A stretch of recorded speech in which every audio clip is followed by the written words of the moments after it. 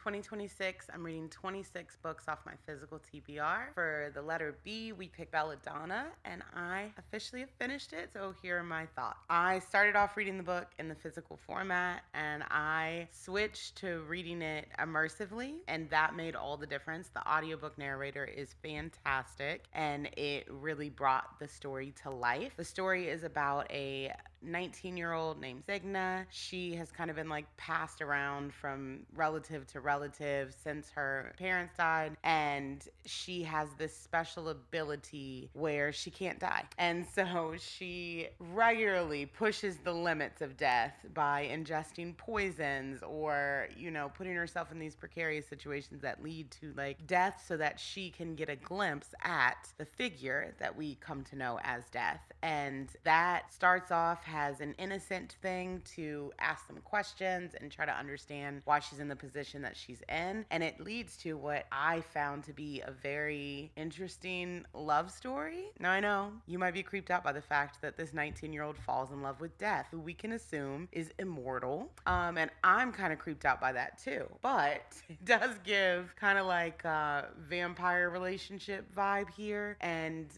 the way that the book ended was a nice little wrap up to that. I won't spoil it for you guys, but I felt the same way about this book that I did when reading Twilight as a teenager. A lot of the same feelings exist there. The only difference here is that this had like a murder mystery plot woven in, and I think that that was a good thing, because if it did not, and this was just like a love story with nothing more to raise the stakes, and she's trying to save her cousin's life, she's trying to figure out what happened to her aunt, she's trying to keep anybody else from dying, and all of these things are happening. She has her own power. She can tap into Death's power to like amplify herself and to use his, and all of those things come together to just ride this fine line that makes it a very enjoyable story. If you're gonna pick it up, I do recommend the audiobook.